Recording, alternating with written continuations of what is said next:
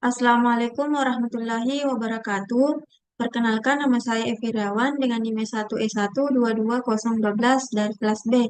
Baik, pada video kali ini saya akan membahas materi mengenai pemrograman berorientasi objek menggunakan Python.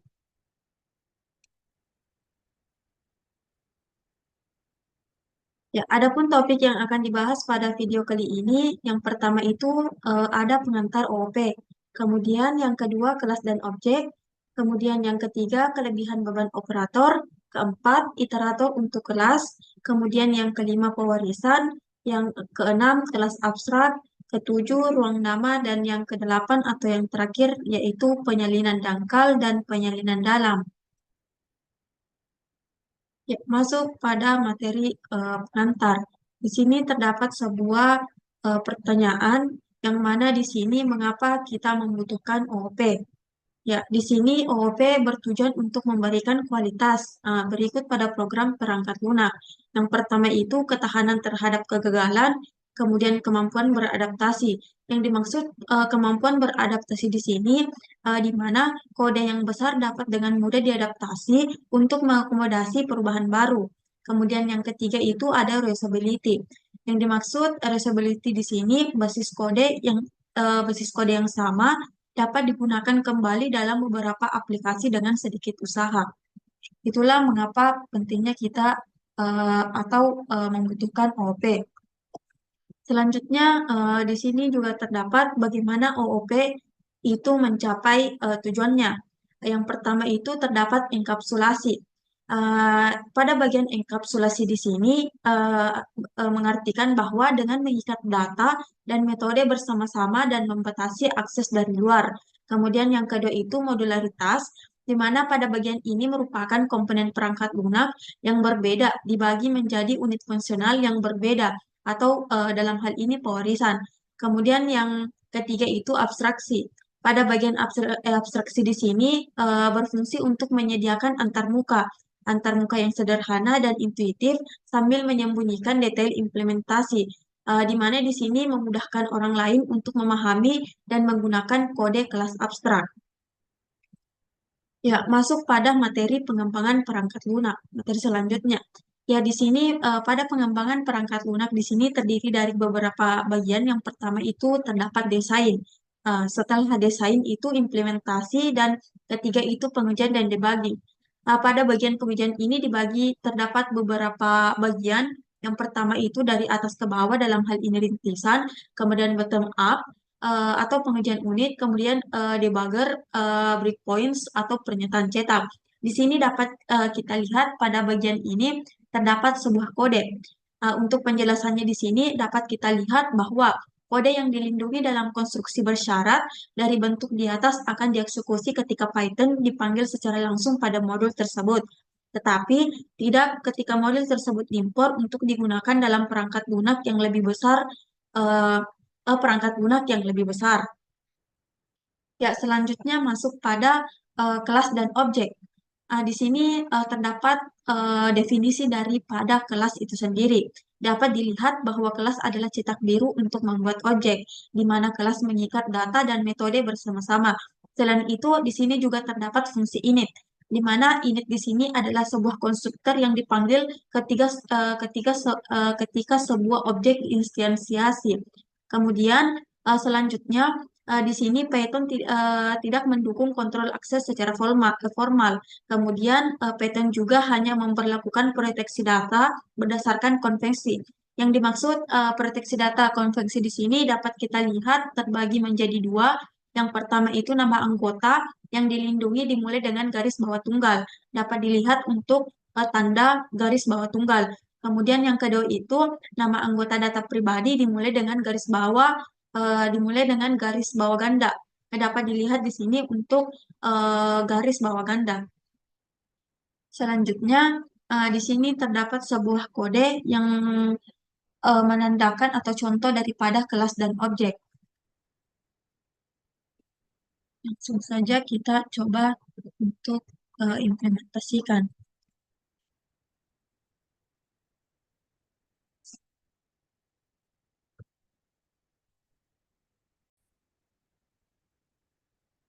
Ya, baik. Di sini sudah terdapat operator kita Visual Studio Code untuk menuliskan kode daripada contoh kelas dan objek. Langsung saja sebelumnya kita terlebih dahulu tuliskan kodenya. Di sini terdapat sebuah kelas person.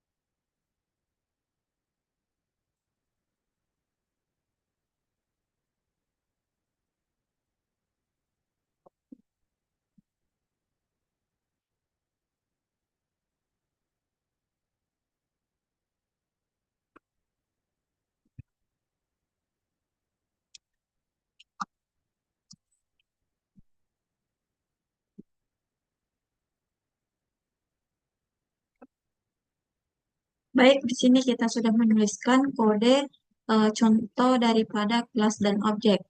Ya, dapat dilihat di sini terdapat beberapa baris untuk kode daripada contoh kelas dan objek.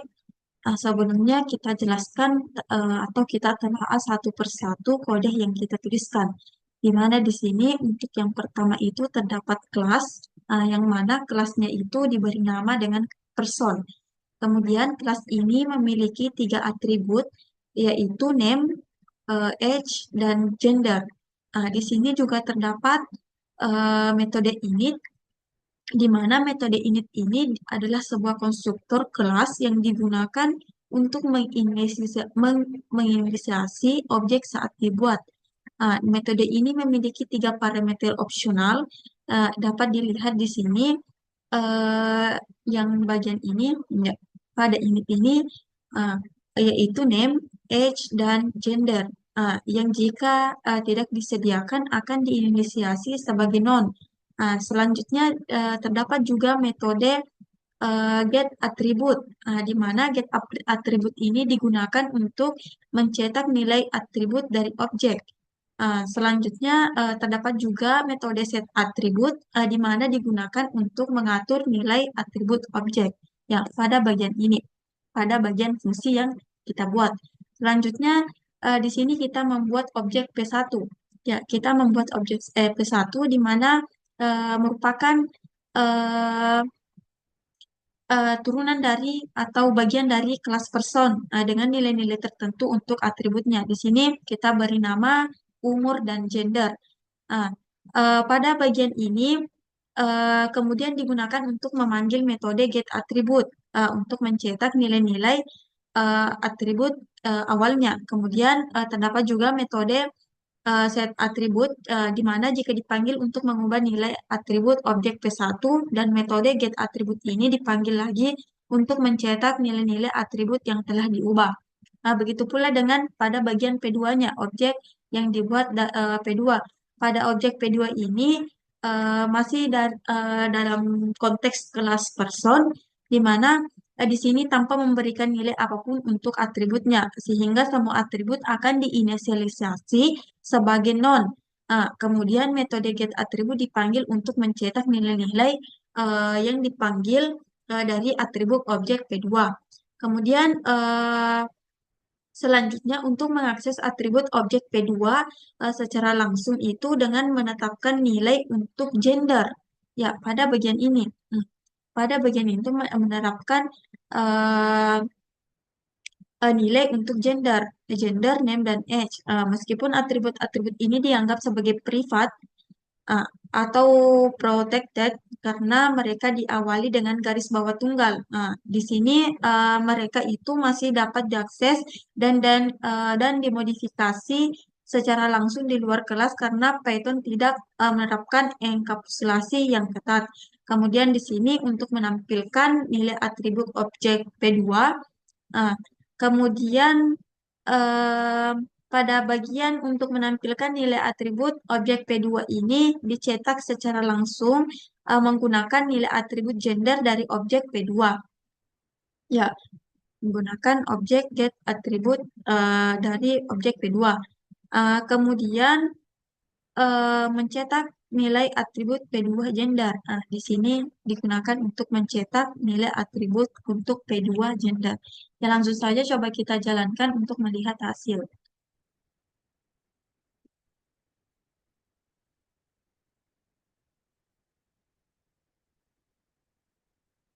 Ya, dapat dilihat di sini. Yang pertama, di sini kita inputkan nama dengan name itu Zain, kemudian umurnya 28 dan gender male.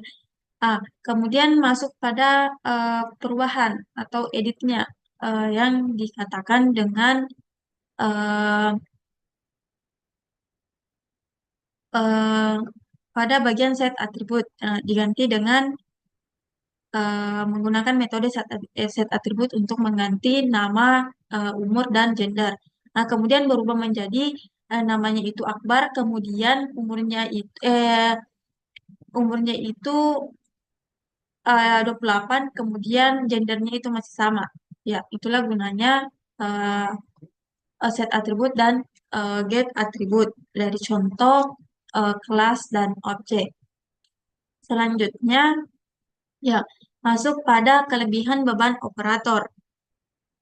Di sini dapat kita lihat kelebihan beban operator itu mendefinisikan ulang perilaku operator standar dan fungsi untuk berbagai objek yang ditentukan pengguna. Operator standar, di sini terdapat tanda plus, di mana menyediakan fungsionalitas yang berbeda untuk operan yang berbeda.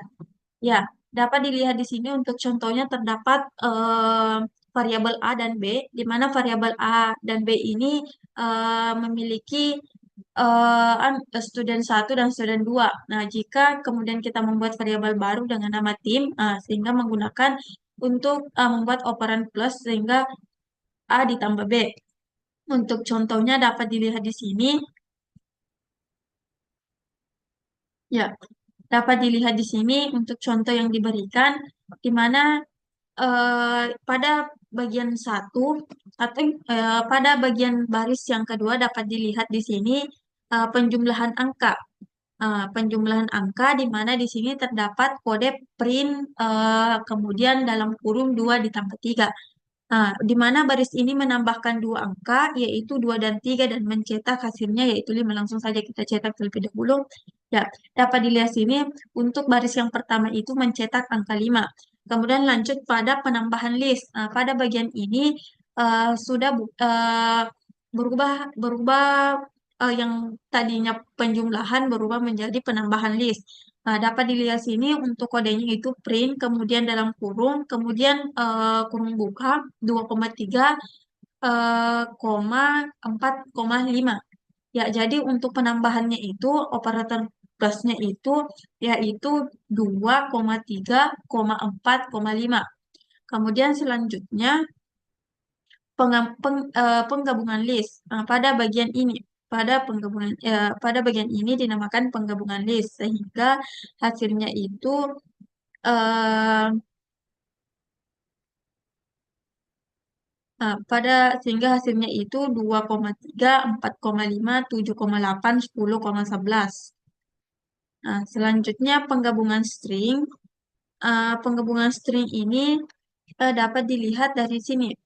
Pada baris yang ke-8, penggunaan string yaitu print Tom plus Harry. Jadi untuk string di sini nama. Jadi kalau misalnya untuk penggabungan string sehingga namanya itu ditambah yaitu Tom plus Harry sehingga hasilnya itu Tom Harry. Ya, itu yang dimaksud daripada kelebihan beban operator.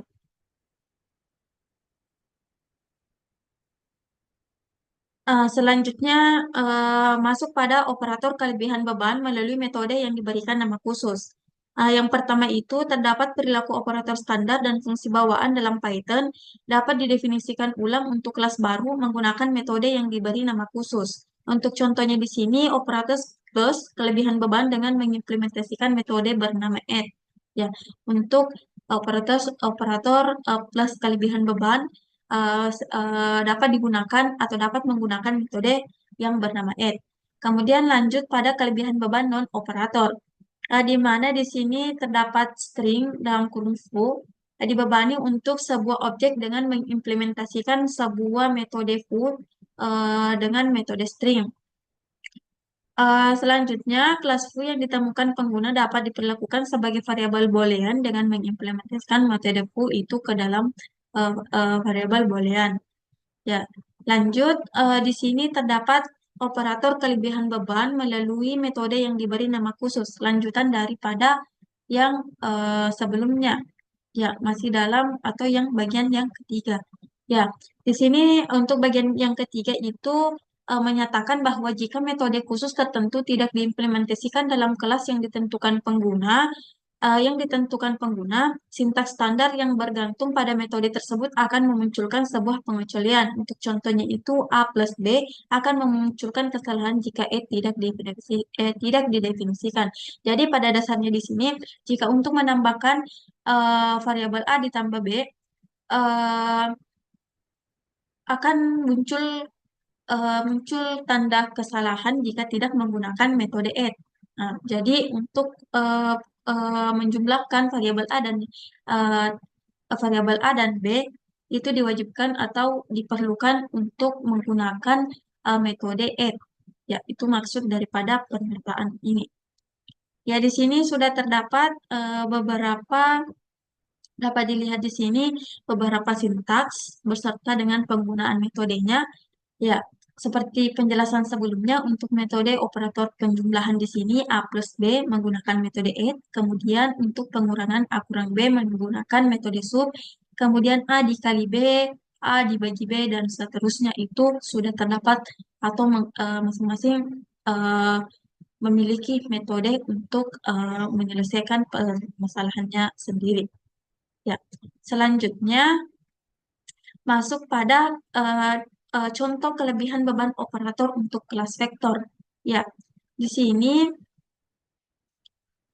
terdapat contoh kelebihan beban operator untuk kelas vektor. Ya, langsung saja kita tuliskan untuk kodenya. Ya, kita hapus terlebih dahulu yang kita tuliskan sebelumnya. Ya, masuk di sini kita terdapat kelas vektor.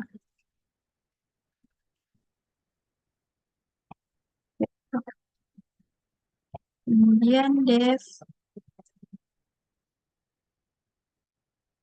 ini.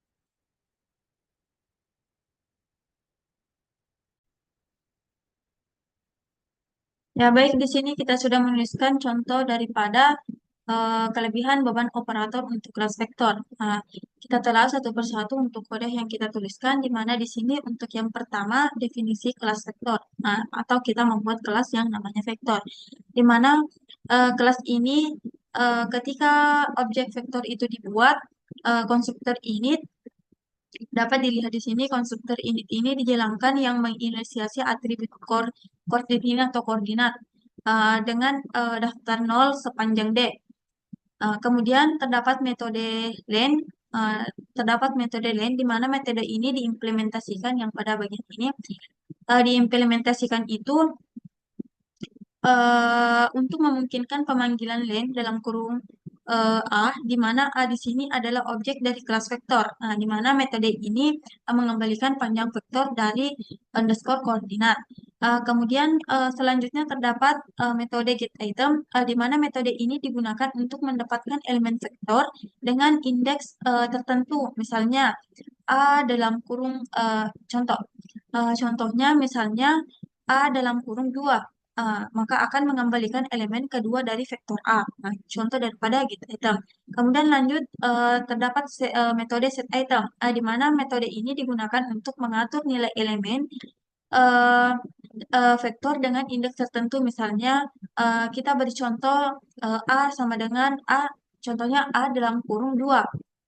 A dalam kurung 2 sama dengan 3. Berarti akan mengatur elemen kedua dari vektor A menjadi 3. Itu dinamakan dengan set item. Kemudian terdapat metode add, di mana metode ini digunakan untuk mengimplementasikan penambahan vektor. Jadi, jika dua vektor memiliki dimensi yang sama, mereka dapat ditambahkan bersama. Artinya metode ini mengembalikan vektor baru yang merupakan hasil penambahan dari kedua vektor. Itu fungsi dari metode add. Kemudian terdapat juga metode eh, ini, terdapat metode yang baris 23. Ya, di mana metode ini digunakan untuk mengimplementasikan operator kesetaraan. Namun, ada kesalahan dalam implementasi karena itu hanya akan mengembalikan nilai yang bertentangan dari apa yang diharapkan. Seharusnya return slave dot underscore course sama dengan other underscore eh, koordinat atau course. Kemudian selanjutnya terdapat metode string, di mana metode ini digunakan untuk mengembalikan representasi string dari objek vektor. Ini akan mencetak isi vektor dalam bentuk format yang kurang lebih seperti ini. Kemudian penggunaan kelas vektor, ya di sini dapat dilihat untuk penggunaannya di sini A, B, C, dan D. A, B, dan C dengan dimensi yang berbeda.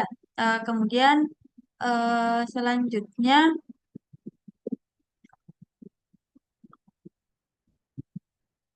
objek C dibuat sebagai hasil penambahan vektor A dan vektor B yang pada bagian ini. Kemudian jumlah semua elemen vektor C dihitung dengan menggunakan perulangan for. Kemudian fungsi bold yang bagian ini, jika bold dalam kurung D dipanggil di mana D adalah objek vektor dengan dimensi 0, maka akan mengembalikan false karena vektor tersebut memiliki panjang sebesar 0 atau sama dengan 0. Jadi pada dasarnya contoh kode yang kita tuliskan ini merupakan penggunaan operator overloading dalam kelas khusus dalam Python untuk membuat kelas khusus yang sesuai dengan kebutuhan. Langsung saja kita coba jalankan. Ya, di sini untuk melihat hasil yang diberikan. Selanjutnya, contoh kelebihan beban operator untuk kelas vektor. Sama, ini sudah ditampilkan hasilnya. Untuk hasilnya dapat dilihat kurang lebih sama dengan apa yang kita tuliskan dan yang terdapat pada penjelasan slide. Ya, selanjutnya di sini terdapat metode tersirat, di mana metode tersirat ini terdapat beberapa operator yang memiliki definisi default yang disediakan oleh Python tanpa adanya metode khusus, dan ada beberapa operator yang didefinisinya diturunkan dari yang lain. Misalnya di sini untuk contohnya metode boolean yang mendukung sintaks if to memiliki semantik default sehingga setiap objek selain non adalah dievaluasi sebagai true. Kemudian terdapat juga metode len, di mana metode len ini didefinisikan sebagai misalnya jika bool dalam kurung foo itu ditafsirkan secara default sebagai true untuk instan dengan panjang yang bukan 0. Ya, masuk pada iterator untuk kelas. Ya, dapat dilihat di sini untuk iterator untuk sebuah koleksi menyediakan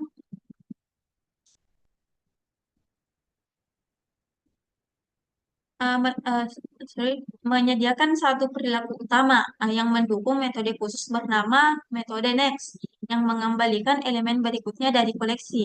Di mana jika ada atau memunculkan ekspeksi stop iteration untuk mengindikasikan bahwa tidak ada elemen-elemen selanjutnya.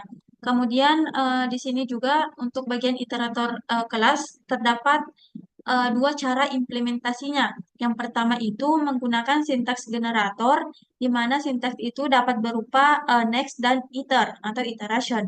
Kemudian yang kedua itu dengan mendefinisikan metode len dan get item untuk kelas yang ditentukan pengguna. Untuk contoh kode daripada membuat iterator kelas menggunakan sintaks generator. Ya, dapat dilihat di sini pada eh, operator kita. Untuk contoh kodenya dapat kita lihat eh, di sini untuk bagian pertama terdapat pendefinisian untuk kelas yang diberikan dengan nama sequence iterator. Kemudian kelas ini memiliki dua metode khusus yaitu init dan next. Ya, seperti penjelasan yang sebelumnya yaitu iterator init dan next. Kemudian pada bagian metode init di sini digunakan untuk menginisiasi iterator dengan menerima satu parameter, yaitu parameter sequence. Ya, yang di sini parameter sequence. Kemudian pada parameter sequence ini merupakan urutan yang akan diiterasi. Kemudian selanjutnya metode next di sini digunakan sebagai metode yang akan dipanggil setiap kali iterasi dilakukan, di mana ini akan mengembalikan elemen berikutnya dalam urutan sequence. Jika sudah mencapai akhir urutan, metode ini akan menimbulkan pengecualian dengan rise itu stop iteration. Kemudian masuk pada metode iter atau iteration. Ya, dapat dilihat di sini bahwa implementasikan dari protokol iteration pada Python. Metode ini hanya mengembalikan self, yang berarti objek iteration itu sendiri adalah iteratornya. Kemudian masuk pada penggunaan kelas sequence iterator. Di sini terdapat sebuah list yang dibuat sebagai contoh data yang akan diiterasi. Di sini untuk datanya itu 7, 8, 9, 2, 3, dan 5. Jadi, iterator ini diciptakan menggunakan kelas sequence iterator dengan memberikan list data sebagai argumennya. Kemudian iterator ini digunakan dalam loop for untuk mencetak setiap elemen dari data. Saat iterasi selesai, iterator secara otomatis mengembalikan pengecualian yaitu stop iteration yang ditangkap secara internal. Ya, langsung saja kita jalankan. Ya, dapat dilihat di sini muncul untuk iterasinya. Iterasi dari data yang diberikan 7, 8, 9, 2, 3, dan 5. Itulah contoh daripada membuat iterator kelas menggunakan sintaks generator.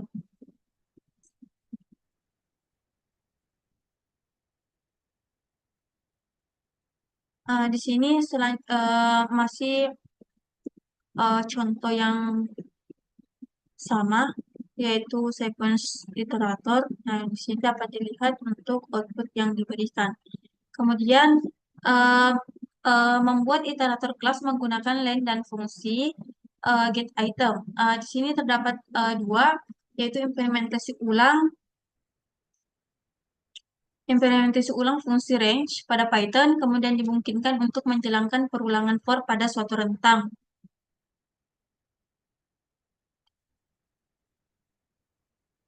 Ya, untuk contohnya masih contoh daripada membuat iterator kelas menggunakan sintaks unitary error. Ya, langsung saja kita jalankan.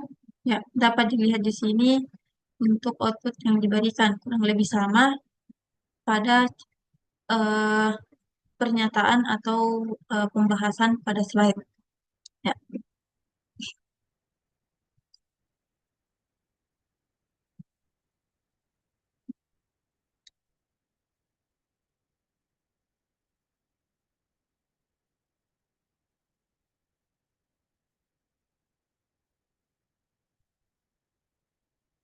Selanjutnya masuk pada materi warisan atau inheritance.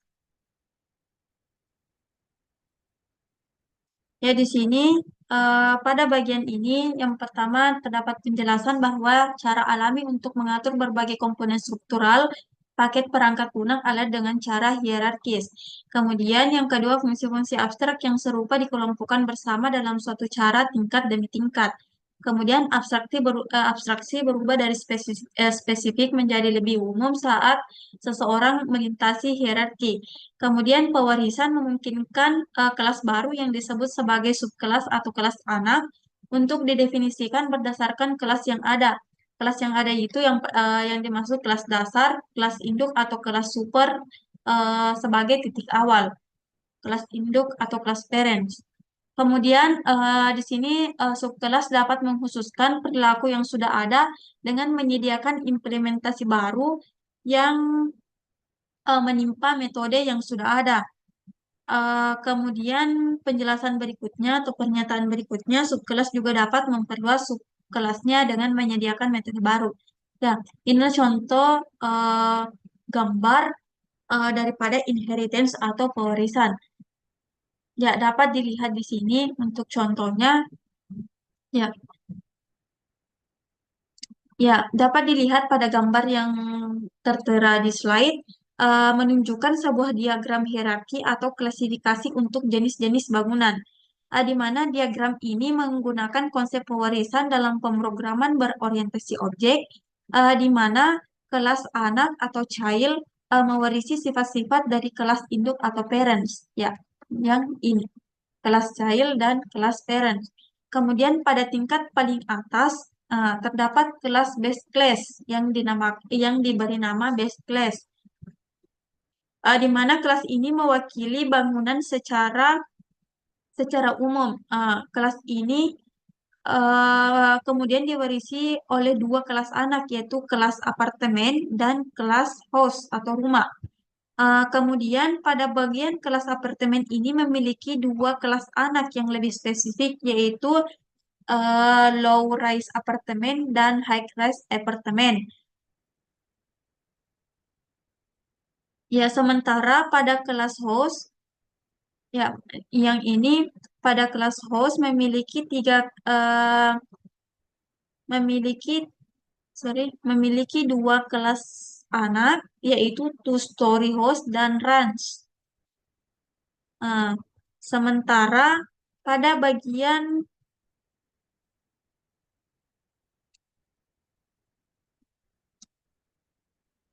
pada bagian ini terdapat tiga kelas anaknya, yaitu two-story house, kemudian ranch dan skyscraper. Ya, kemudian tujuan diagram ini yaitu untuk membantu dalam mengorganisir dan mengklasifikasikan berbagai jenis bangunan berdasarkan karakteristik dan sifat-sifat yang dimilikinya, di mana kelas anak yang lebih spesifik mewarisi sifat-sifat dari kelas induk atau parents yang lebih umum, sehingga memudahkan dalam pengelolaan dan pengembangan sistem terkait bangunan. Itulah manfaat daripada pewarisan atau inheritance. Lanjut, di sini juga terdapat contoh hierarki jenis pengecualian pada Python. Ya, dapat dilihat bahwa gambar ini menunjukkan sebuah hierarki kelas pengecualian atau exception dalam bahasa pemrograman. Itu dinamakan exception. Hierarki ini digunakan untuk menangani berbagai jenis kesalahan atau kondisi pengecualian yang mungkin terjadi selama program berjalan. Ya, pada bagian ini. Kemudian, pada puncak hierarki terdapat kelas exception, di mana merupakan kelas induk atau parent class untuk semua jenis pengecualian, di mana kelas ini biasanya hanya berisi properti dan metode dasar yang dimiliki oleh semua pengecualian. Jadi dari base extraction ini terdapat tiga kelas turunan atau child, yang mana yang pertama itu sistem exit, kemudian exception, kemudian keyboard interrupt. Pada bagian yang kelas pertama atau kelas anak pertama atau sistem exit, pengecualian yang terjadi ketika program keluar secara eksplisit. Kemudian yang kedua exception, di mana kelas induk untuk sebagian besar jenis pengecualian yang terjadi dalam program. Kemudian keyboard interrupt ini digunakan sebagai pengecualian yang terjadi ketika pengguna menekan kombinasi tombol untuk menghentikan program. Ya, selanjutnya pada bagian dari kelas exception ini terdiri dari tiga kelas turunan, terbagi lagi menjadi tiga kelas turunan yaitu value error, kemudian lookup error, dan arithmetic error. Uh, kemudian pada bagian kelas lookup error ini dibagi lagi menjadi dua kelas yaitu index error dan key error. Kemudian selanjutnya arithmetic error ini dibagi lagi menjadi satu kelas yang dinamakan zero division error. Ya, itu uh, gambar daripada hierarki jenis pengecualian pada Python.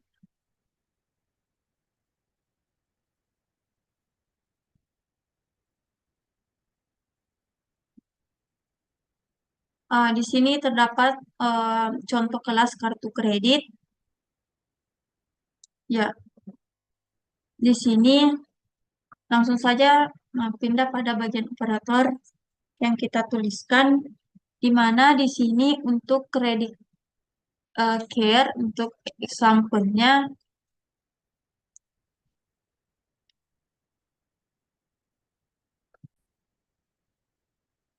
Ya, di sini pada contoh kelas kartu kredit, untuk contoh kodenya dapat dilihat di sini. Kita telah satu persatu, di mana di sini kode yang kita tuliskan mendefinisikan bahwa uh, kredit card untuk contoh kredit card example atau contoh kelas kartu kredit.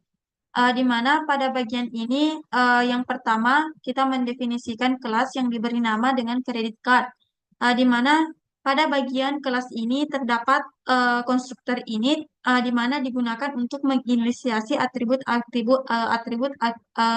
kartu kredit seperti nama pelanggan atau customer, kemudian nama bank, kemudian nomor akun atau yang ini ACNT, kemudian batas kredit limit dan saldo saat ini atau balance. Ya, itu uh, defi- eh, bagian daripada kelas credit care.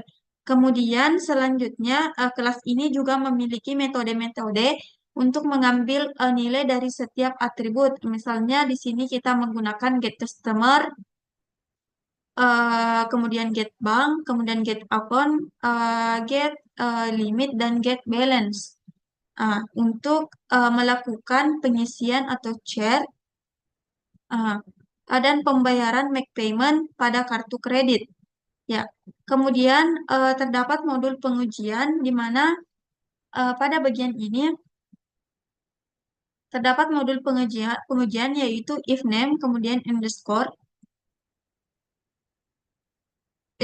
name, kemudian metode main. Pada bagian ini, di dalam blok ini kita membuat beberapa objek kartu kredit atau kredit card dan menambahkannya ke dalam daftar wallet. Ke dalam daftar wallet yang pada bagian ini, daftar wallet, di mana objek-objek tersebut kemudian digunakan untuk melakukan beberapa transaksi. Kemudian setelah itu kita mencetak informasi kartu kredit eh, untuk setiap pelanggan termasuk saldo setelah pembayaran dilakukan. Mana pembayaran ini dilakukan dalam loop while hingga saldo menjadi kurang dari atau sama dengan 100. Kemudian masuk pada iterasi melalui objek-objek kredit card. Di sini dalam iterasi pertama setiap kartu melakukan pembelian sesuai dengan iterasi mulai dari 1 hingga 16 dengan harga yang berbeda. Ya, yang bagian ini for value in range dalam kurung 1,17. Jadi artinya itu mulai dari 1 hingga 16. Kemudian dalam iterasi kedua ini memberikan informasi bahwa kartu kredit itu dicetak termasuk saldo setelah pembayaran dilakukan. Proses pembayaran ini dilakukan hingga saldo menjadi kurang dari atau sama dengan 100. Nah, coba kita jalankan. Ya, Ini contoh output yang diberikan. Ya, kurang lebih sama. Ya, itulah contoh eh, eh, kelas kartu kredit. Ya, selanjutnya eh, pada fungsi di atas memiliki beberapa pernyataan. Yang pertama itu membuat akun baru untuk pelanggan. Kemudian memungkinkan untuk mengambil data terkait pelanggan. Kemudian dapat juga pengeluaran dapat dibebankan ke kartu. Kemudian pengguna dapat melakukan pembayaran untuk menjaga saldo kartu dan pengeluaran tidak dapat melebihi batas kartu. Ya, masih dalam kartu kelas kartu kredit, di mana di sini dicontohkan untuk kelas yang diwariskan predatory kredit. Ya,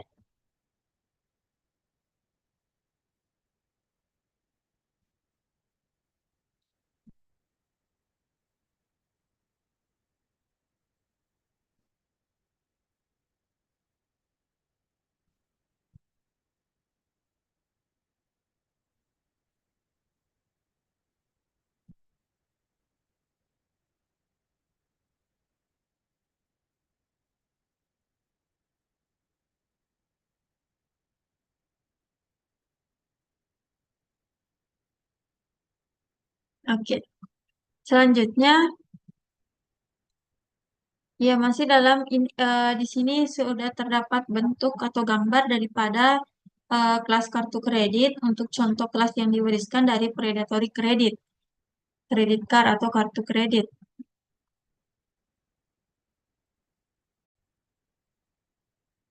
Ya baik, di sini sudah terdapat gambarnya, di mana gambar ini eh, menunjukkan dua kelas dalam pemrograman berorientasi objek, yaitu kredit card dan predatory kredit card. Nah, di sini untuk penjelasannya, di sini yang pertama itu terdapat kelas kredit card, di mana terdapat eh, fields untuk atributnya. Fields untuk atributnya di sini terdapat customer, di mana customer kemudian ini di mana customer di sini menyimpan informasi pelanggan pemilik kartu kredit, kemudian bank. Di sini bank digunakan untuk menyimpan informasi bank penerbit kartu kredit, kemudian akun menyimpan nomor akun kartu kredit dan balance menyimpan saldo atau jumlah hutang pada kartu kredit. Ah, kemudian yang terakhir itu ada limit, di mana limit di sini menyimpan batas maksimum kredit yang diizinkan. Itu atribut daripada eh, kelas field. Kemudian eh, eh, terdapat behaviors untuk metodenya. Di sini untuk metodenya di sini terdapat get customers, di mana digunakan untuk mengambil informasi pelanggan, kemudian get bank mengambil informasi bank, kemudian get account ini digunakan untuk mengambil nomor akun. Kemudian make payment di sini di sini amount membayar sejumlah uang untuk mengurangi saldo utang. Nah, itu digunakan fungsi daripada make payment. Kemudian get balance, mengambil saldo atau jumlah utang saat ini. Kemudian get limit di sini digunakan untuk mengambil batas maksimum kredit. Nah, kemudian yang terakhir itu share atau price, menambahkan jumlah tertentu ke saldo utang kartu kredit. Kemudian kelas yang kedua itu predatory credit card, di mana untuk fields-nya itu untuk atributnya itu APR, untuk menyimpan informasi suku bunga tahunan. Kemudian behaviors-nya itu atau metodenya itu yaitu proses di mana metode yang dijalankan setiap bulan untuk memproses transaksi dan menghitung bunga. Kemudian untuk price-nya atau share, di mana sama seperti pada kelas credit card, namun mungkin memiliki implementasi yang berbeda untuk menghitung bunga atau biaya tambahan. Perlu diketahui pada kelas predatory credit card ini merupakan turunan subkelas dari kelas credit card. Hal ini berarti kelas predatory credit card ini mewarisi semua file fields dan behaviors dari kelas credit card dan dapat menambahkan atau mengubah fungsionalitas tertentu sesuai kebutuhan. Jadi pada kelas predatory credit class ini digunakan untuk memodelkan kartu kredit dengan suku bunga yang tinggi atau memiliki biaya tambahan yang merugikan bagi pelanggan. Dengan menggunakan metode proses mode, pada kelas ini mungkin melakukan perhitungan bunga atau biaya tambahan secara khusus untuk jenis kartu kredit ini. Ya, itulah gunanya gambar contoh kelas kartu kredit card. Uh, Maksud dari pewarisan dari predatory credit card dari kelas yang diwariskan atau untuk kelas induknya itu kartu kredit card. Kredit card. Ya, di sini terdapat penjelasan tuh dari gambar di mana kelas anak ini mewarisi konstruktor kelas induk untuk membuat pelanggan baru, kemudian dapat memodifikasi perilaku pengisian kartu dengan memungut biaya eh, $5 jika tagihan ditolak, kemudian memodifikasi fungsi pembayaran kartu dengan membebankan bunga pada saldo yang telah jatuh tempo. Kemudian contoh lain dari warisan kemudian, saya rasa sama seperti contoh sebelumnya yang kita jalankan yang ini. Ya, tapi pada kode ini kita coba run saja untuk melihat hasilnya. Ya, kurang lebih sama yang ditampilkan pada slide. Ya, selanjutnya terdapat juga kelas dasar, di mana kelas dasar ini menghasilkan urutan umum, kemudian kelas ini menggunakan sintaks generator, next, dan iteration untuk menyediakan kemampuan iterasi. Kemudian dibuat 3 kelas anak baru untuk memperluas kemampuan kelas dasar. Ya, di sini terdapat kelas yang namanya itu progression. Ya, progression di mana gambar ini menunjukkan hierarki atau klasifikasi dari konsep progression atau deret dalam matematika. Progression ini adalah urutan bilangan yang memiliki pola tertentu dalam pembentukan bilangan-bilangan berikutnya. Di sini terdapat arithmetic progression, kemudian geometry progression, dan Fibonacci progression.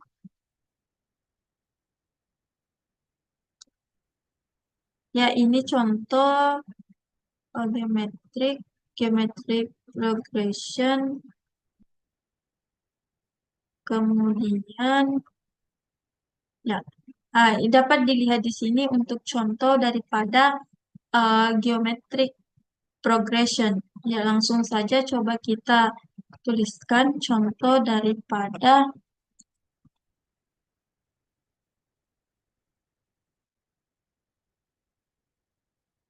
geometric progression.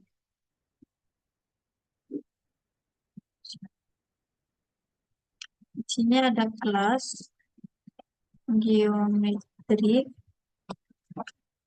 progression with parameter progression. Kemudian di ini sel itu sama dengan 2 start sama dengan 1. Kemudian super dan kurung sorry, dot underscore ini dalam start. Kemudian sel dot underscore base sama dengan base. Kemudian fungsi berikutnya def advance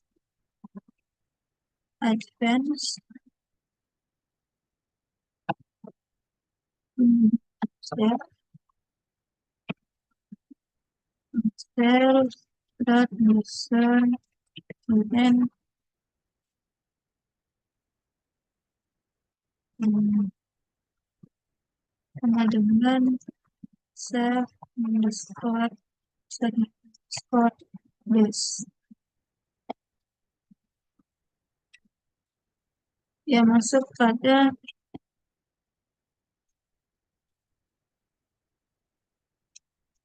B sama dengan geometric progression, kemudian P dot print underscore progression underscore.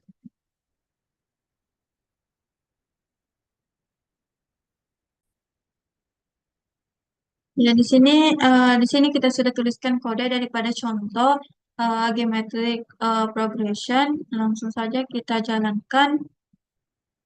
Ya, ini hasil yang diberikan atau output. Kita telah satu persatu untuk kode yang kita tuliskan, di mana di sini terdapat dokumentasi kelas, dokumentasi kelas, dan yaitu dengan nama untuk kelasnya itu progression. Kemudian terdapat fungsi dan konstruktor ini yang mana konstruktor ini menginisiasi nilai awal dari urutan atau yang current dengan nilai yang diberikan default sama dengan nol. Selanjutnya terdapat metode current ke nilai berikutnya dalam kelas dasar ini nilai current ini hanya ditambah satu. Ya, pada bagian ini hanya ditambah satu, di mana metode ini dimaksudkan untuk di-override oleh subkelas untuk mengkustomisasi urutan. Jadi, em, eh, metode yang advance ini itu dimaksudkan untuk di-override oleh subkelas untuk mengkustomisasi urutan. Jadi, hanya ditambah satu. Selanjutnya, metode selanjutnya ini mengembalikan elemen berikutnya dalam urutan atau Eh, menimbulkan pengecualian atau yang ini menimbulkan pengecualian stop iteration.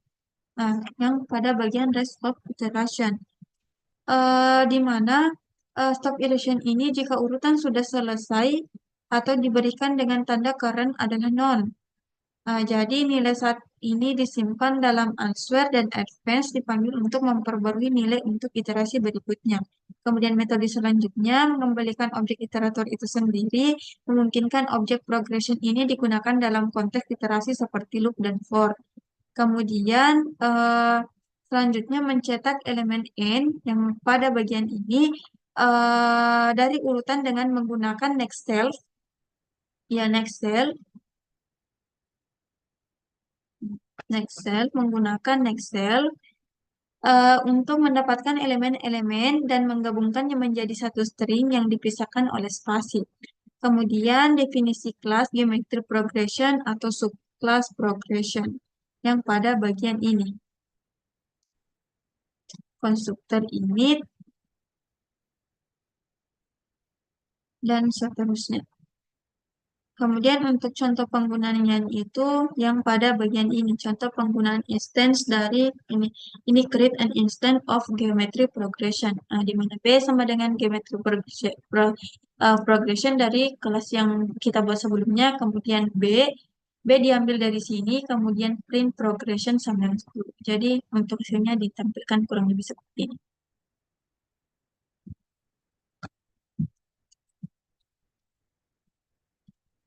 Ya, selanjutnya eh, contoh daripada Fibonacci progression. Ya, kurang lebih sama pada contoh geometry progression. Di sini dapat kita lihat untuk kodenya. Langsung saja kita jalankan. Ya, jalankan untuk outputnya itu 0, 1, 1, 2, 3, 5, 8, 13, 21, 34, dan seterusnya. Selanjutnya masuk pada kelas abstrak. Selanjutnya masuk pada kelas abstrak, di mana pada kelas abstrak ini dapat dianggap sebagai cetak biru atau template untuk kelas-kelas lain.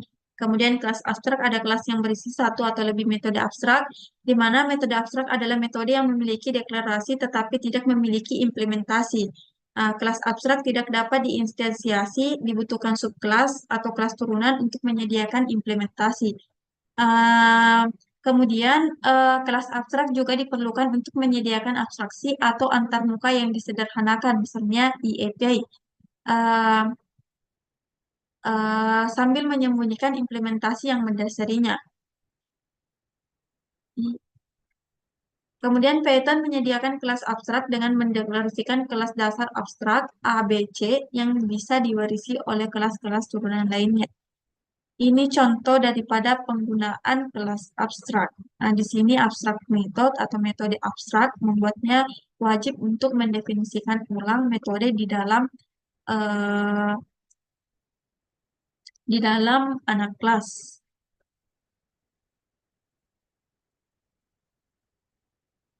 Ya, langsung saja kita tuliskan eh, kodenya, contoh dari kelas abstrak.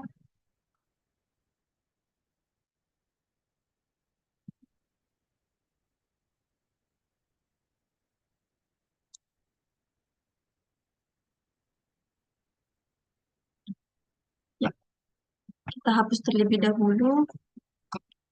Kemudian kita tulis di sini terdapat from ABC, sorry, from ABC import ABC, kemudian ABS abstract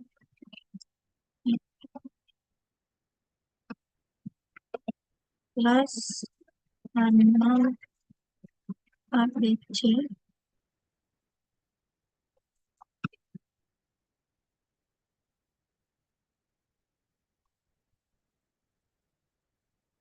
for AB.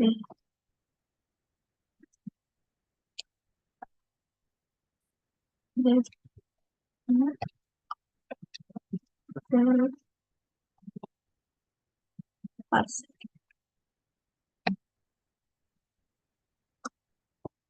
Ya, kelas berikutnya kelas 9 yang bukan dari kelasan kita di sini dev move cell in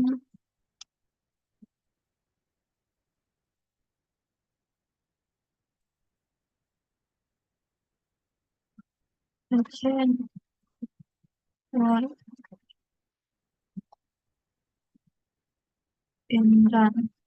Ya, di sini untuk eh, kode yang selanjutnya kurang lebih sama untuk kode yang pertama di sini. Jadi kita tuliskan hanya yang bagian pertama.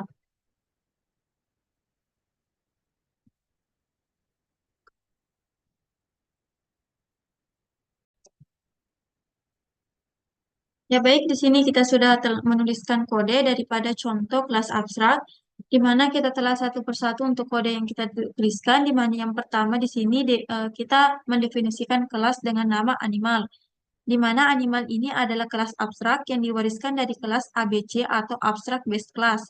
Kemudian metode move ini dapat dilihat di sini, pada metode move ini adalah metode abstrak yang harus diimplementasikan oleh setiap subkelas dari animal, di mana metode ini memiliki implementasi di kelas animal dan ditandai dengan dekorator add abstract method atau metode abstrak. Kemudian selain itu kita juga mendefinisikan kelas human. Kelas human, di mana kelas human ini adalah subkelas dari animal yang mengimplementasikan metode move juga untuk mencetak icon, wall, and run. Begitu pula dengan yang eh, subkelas berikutnya ada subkelas snake, kemudian dog, lion, dan ya terakhir lion. Kemudian masuk pada eh, kode penggerak atau driver code, kode penggeraknya. Di sini eh, yang pertama membuat objek human dan menyimpannya dalam variabel R, lalu memanggil metode move yang mencetak I can walk and run. Ya, yang di sini. Begitu pula dengan yang metode kode penggerak untuk snake, dog, lion, dan animal.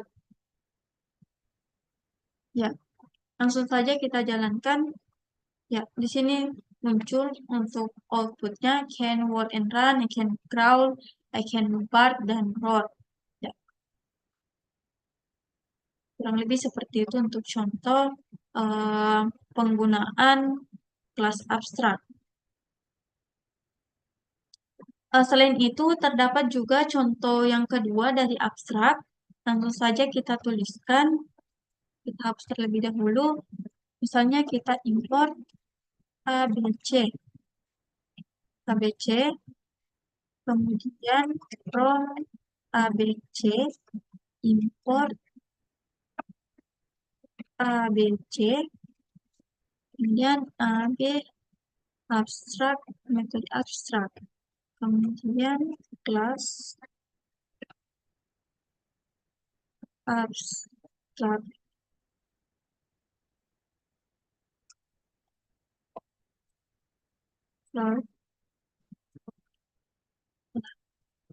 example ABC.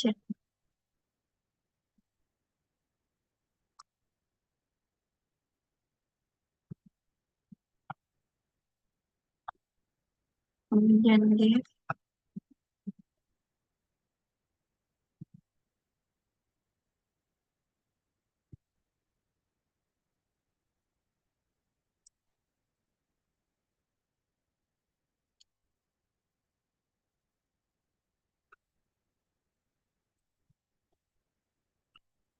self and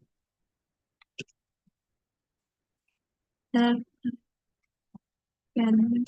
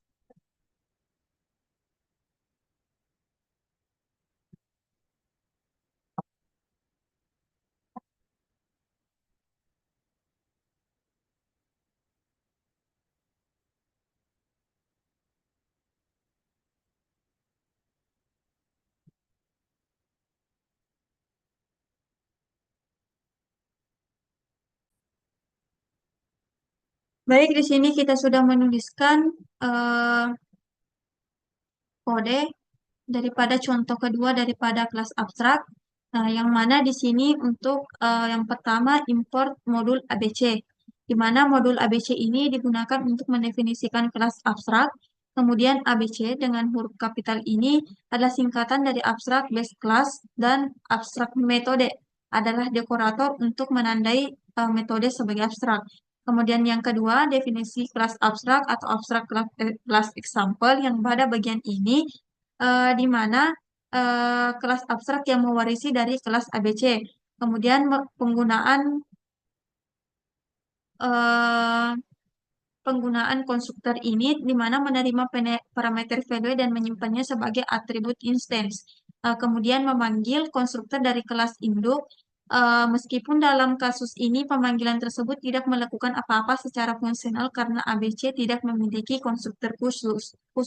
Kemudian metode abstrak do something di mana didekorasi dengan add abstract method atau metode abstrak menandai bahwa setiap subkelas harus mengimplementasikan metode ini, di mana metode ini tidak memiliki implementasi dalam kelas abstrak dan hanya mendefinisikan struktur metode yang harus ada di subkelas.